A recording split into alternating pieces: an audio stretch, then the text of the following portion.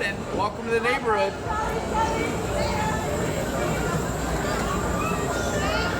Greetings, fellow citizens of Disney's California Adventure. Brickey here with your June 2023 update video on all the things that you need to know that's happening at Disney's California Adventure. And it has been announced, starting September 1st to the end of October, Halloween returns to the Disneyland Resort. So does Oogie Boogie's Bash. And there's a lot of activity over in the Pacific Wharf. What do you say? Let's take a lap around DCA and look at all the new things that are happening for the month of June. Hey, it is super busy here. This is a Wednesday at 10:30 a.m. and there are lines all through Avengers campus, all down Radiator Springs. Like, it's officially pack your patience time at the park, which is interesting that Disney decided to add the value ticket to guests, where a lot of key holders are blocked out, but they did a 3-day value ticket, which is pretty affordable. I mean, if you can add on park hopping to it for $60, normally it's $60 per day to add on park hopping. So they've done a really aggressive ticket drop. You can even buy these that include every day of the week, which is Monday through Sunday. And as well as you can buy one of these already preloaded with Genie Plus. So the parks are packed. It looks like they want them to stay packed this entire summer, even on the weekends. If you want more information about this, I did a video breaking down these tickets over on Brickey Talks Disney.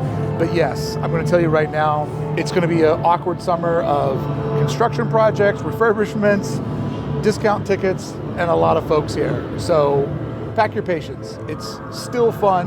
I still believe it's a value, but it's definitely into the pack your patience time of the year. Oh, hey, who's that guy? So some fun news according to our friends over in Mice Chat. Young Groot is expected to be showing up here to be a part of the dance party.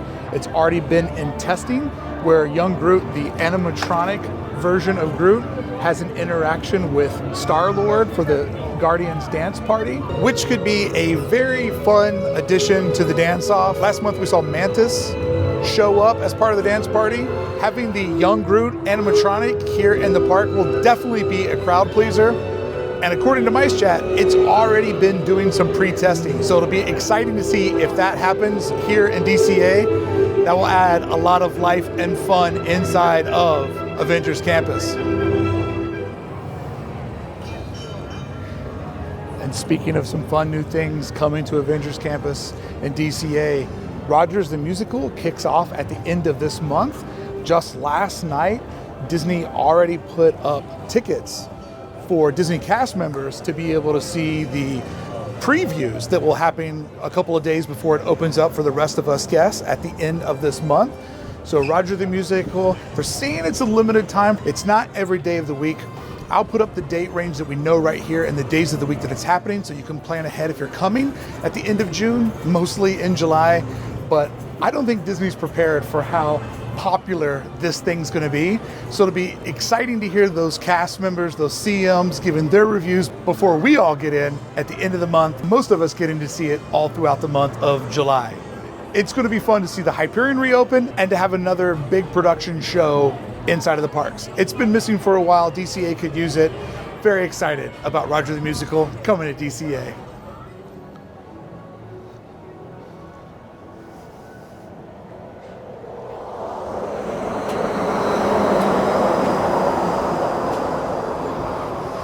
Soon, this part of DCA will be the home to the treat trails and one of the best parts of Oogie Boogie Bash. I kind of think for me, it sells the ticket completely, and it's just right around the bend. That's right, it has been announced that Oogie Boogie Bash will be returning on September 5th, going 25 nights over the next 2 months from September into October. But Villains Grove is the absolute best reason why you want to go to Oogie Boogie's Bash. If you've never done Oogie Boogie's Bash before and you're on the fence, just watch my video or anybody's video about Villains Grove. You'll easily be able to see why Oogie Boogie's Bash is by far the best of all the Disney After Dark ticket events that you can buy for the Disneyland Resort. And it's quite simple. happening over 25 nights. They have 25 nights worth of budget to put into their production, making Oogie Boogie's Bash stand out big time from the other After Dark events. So this area all gets transformed over into Villain's Grove, which is an immersive experience unlike any other that you've ever seen at a Disney park. And I just cannot recommend it enough. It is absolutely my favorite Halloween ritual. It's one of my favorite things that Disneyland does. And to me, it alone sells the ticket to Oogie Boogie Bash, but there's so many other reasons to go. So tickets are a little bit more expensive this year, $134 to $189. That's about a $5 increase on the lowest ticket. But if you want to go, do not drag your heels. Last year, Oogie Boogie's Bash sold out pretty quickly. So there will be an advanced ticket date for Magic Key holders, and then to the general public, I'll put those dates up right here. And if you're interested in going, don't drag your heels, because last year they went really, really fast. And if you've been to any of the other After Dark events, I just cannot express how different this one is and the value that you get for your money. Go ahead and watch my ultimate guide to Oogie Boogie Bash right here that gives you a 360 view on all the experiences that you're paying for, and best, how to manage your night, because it goes so fast, and it is something that I absolutely enjoy. So checking out this video right here will give you an idea of what you're buying, and even better, how to navigate the event. There is absolutely no update to give you other than there's nobody walking through here when I walk through here, and it's the best view in the park, so why not share it with all my favorite F words? Not followers, not fans, my friends. Yeah, just me and that dude checking it out. And he's not even checking it out because he's walking out. Woo! Woo, I love that.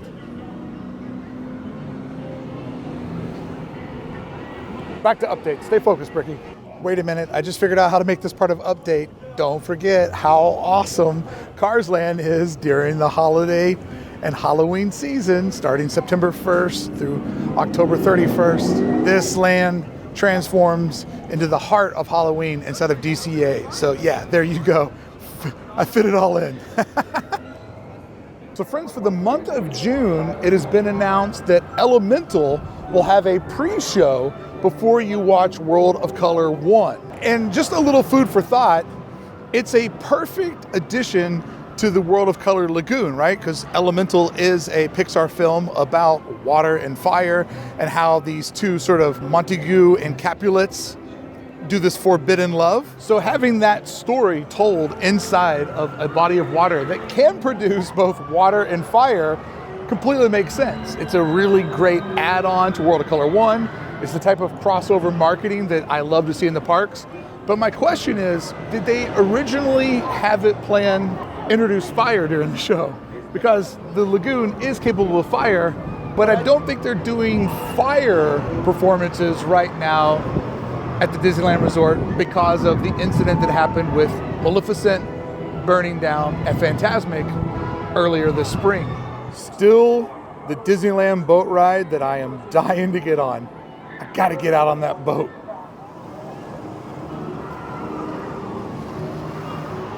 They're teasing me. They're peacocking right by and just teasing me that I can't get in the best Disney water ride of all time. So yeah, I wonder if they had to change their plans at all. We'll never know. And maybe they wouldn't introduce the fire up front because that's kind of one of the big reveals as the show builds. But just something that kind of struck me like, oh yeah, the lagoon does water and fire, but does it still do fire? And speaking of both Fantasmic and Elemental being a part of World of Color 1, World of Color 1 is going to be required to do a lot of heavy lifting this summer, with both performances of Fantasmic being closed.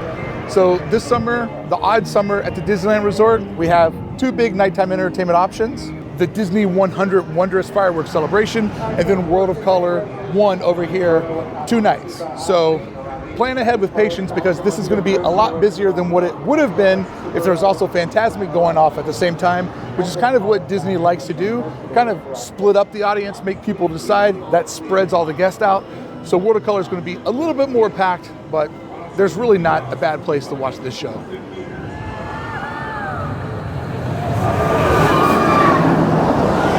If you're planning on coming out to DCA in the month of July, Toy Story Midway Mania will be shutting down for some maintenance. So just keep in mind, if this is one of your favorites, I know a lot of the gamer citizens of Disneyland really enjoy this attraction. I do believe that it is by far the best gaming style attraction here at the resort. Way better than Buzz Lightyear, its fellow branded counterpart, and also I think a lot more fun than Web Slingers. So just keep in mind that this will be going down in July. Here are the projected dates that we know so far. Always good to plan ahead.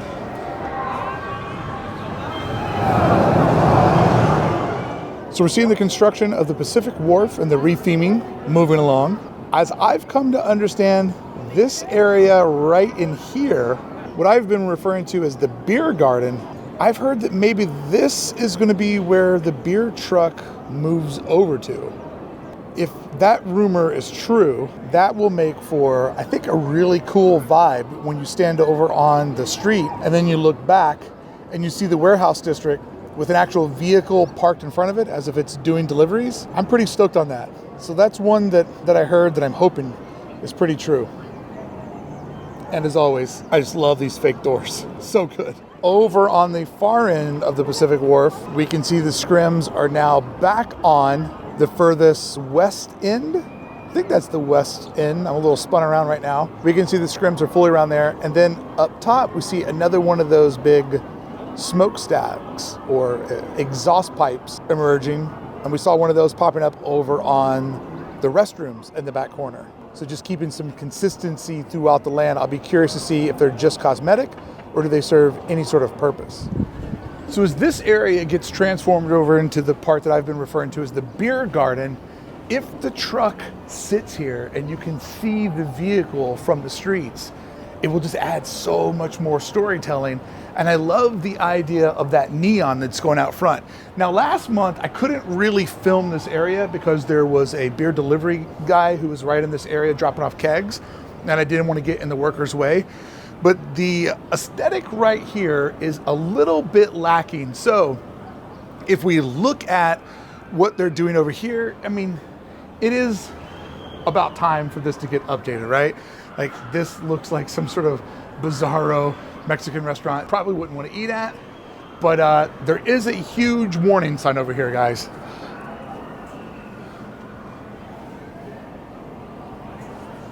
So make sure you're adhering to that rule and you don't take 2 fish buckets, because the rule is 1. But let's walk over to the other side and see what we can discover that was different than last month. And by the way, anything that I'm not covering this month was in last month's update, where we went around, we looked at a lot of the art, I broke down the outer facades. So there was a lot of design that we broke down in the Pacific Wharf, soon to be San Fransokyo, in last month's update. That video is right here. Make sure you check it out if you want to see more about how this land is evolving. When we were here last month, we were filming all in this area, and these construction walls are new. So the beauty of doing this once a month is it does give me the ability to show you how things transform along the way of progress. So right now up on the screen, I'm going to put up what this area looked like in the month of May, so you can see the difference in June. And of course, we'll be back here in July to track it again. But I believe what they're doing right now is removing the beer truck and getting this area all prepared for the character meet and greets. And it'll definitely be interesting to see that life come into a land that I've always just referred to as Disney California Adventures Food Court. So a little entertainment offering. I think it'll go a long way in here. I'm excited to see it. And as we looked at last month, this building is a really nice facade for the backdrop. So with some painting and some small additions, I bet this will make for a fun meet and greet to get to see some of your favorite characters from Big Hero 6. All right, we have new artwork. Unfortunately, it is on a bathroom.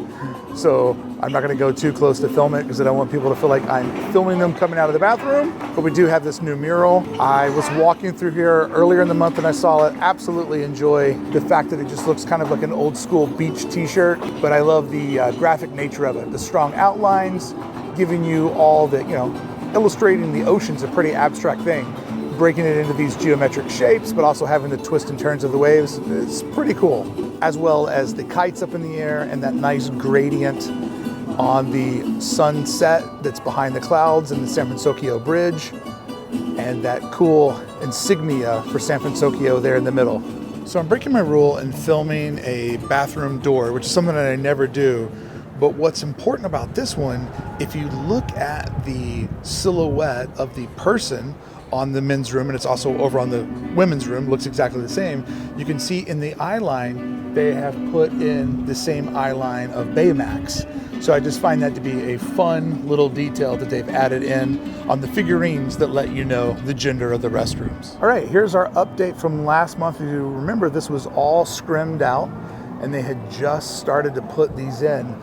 So these are, as far as I'm aware, this is a cosmetic addition to this building. And I don't believe that the smokestack really serves any purpose other than to make the area look more industrial and to have more of the vibe of San Fransokyo. So we have this fun pipe fitting here that runs through the land, adds just a different sort of vibe of industrialism in this, you know, San Francisco-based warehouse area. But yeah, I love that. If those are only cosmetic, I love the idea of going through all the hassle to add some smoke pipes, some ventilation pipes, whatever they're officially called. But I just love how many people will never really notice them or care if there's not some sort of show element attached. But the Imagineers care for the storytelling, and that's what makes me care. So all of these scrims behind me, this was here last month. That's nothing new. And it looks like the bakery is pretty much in the exact same spot. Let's step around to the outer edge of San Fransokyo, Pacific Wharf, and see if they've done anything different to that exterior facade, which does a lot of the heavy storytelling of making people think, hey, what's over there? We got into the weeds on that one last month, so I'll spare you talking about it again this time. So other than some new scrims added on, artistically, everything looks the same. Last time we broke down the graphic design nature of all of these little, what I was referring to as to-go boxes. We looked at our old friend, the color wheel, on how they chose all those colors to complement each other. And we definitely have some new scrims up here where we can no longer see the lucky cat. Wouldn't it be amazing if they were retouching up that cat to pay tribute to Nutmeg, which is one of the famous Disneyland cats that was known to hang out right over here in the Magic Key Terrace. So I think one of the things that's going to be very interesting about this project is how people will observe it from here on the balcony, like how you can stand over here and look at everything that's happening on the other side. Because as of right now, this has always just been, you know, a food court. But with plussing it up, putting on neon and adding on different lighting packages and all the graphic design and signs that have been painted over there, as well as what's going to happen to the bridge, this is going to be really something to observe. And for when parades happen in DCA, this is the performance corridor. It's going to be a really great backdrop for parades for folks. So I'm excited to see how all this comes together. And this is what's exciting, is this is a part of the park that I literally never cared about whatsoever. So them putting so much TLC into this area, it's going to be fascinating to see, like, just how it all comes together and just pluses DCA and takes this older, outdated version and pushes it towards the vision of where this park's going. The Avengers store project is moving along at a slow pace, or who knows, maybe it's going aggressive. We just can't really see a lot. The fun thing is this little box has expanded, but I believe this is probably not even a part of the store, but more a loading spot for the crew to bring in and out supplies, and also their entry point to go into the side of the Avengers HQ. At some point in the far off distance, this will be the land's premier e-ticket attraction once Disney figures out exactly what that is. But they decided to not wait for the e-ticket attraction and to go ahead and put the shop in. So yeah, exit through the gift shop, even though there's nothing to exit from. And the only reason why there's nobody in this shot is because they're all lined up over here for the next show.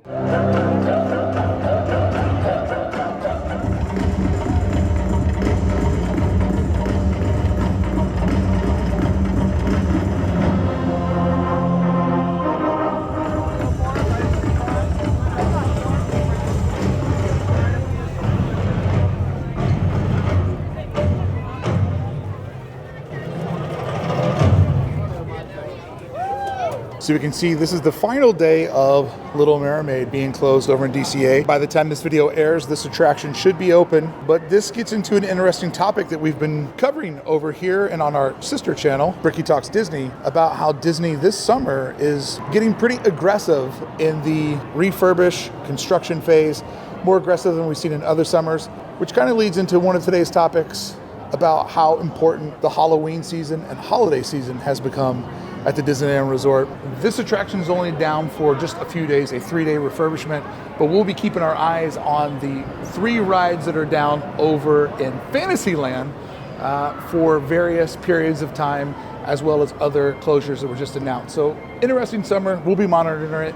That's why it's great to watch every week, because each week I take you to Disneyland, DCA, Downtown Disney, the hotels, each Saturday, taking you to one of those specific topics, giving you a monthly update on everything that's happened and everything that will happen.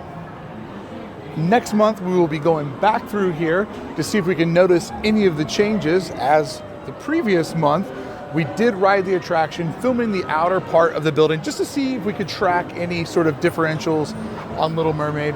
I'm not really expecting much from this one. It's probably some sort of interior building logistics that they're working on. But it's always fun to document these things because we have no idea how this park is going to evolve and grow over the years. So better to catch all this before footage now, because we have no idea what the after is going to be. All right, friends, from the Hollywood backlot, the back corners of the Hollywood backlot, thank you so much for watching this month's update. Join me next week when we look at all the updates for Downtown Disney.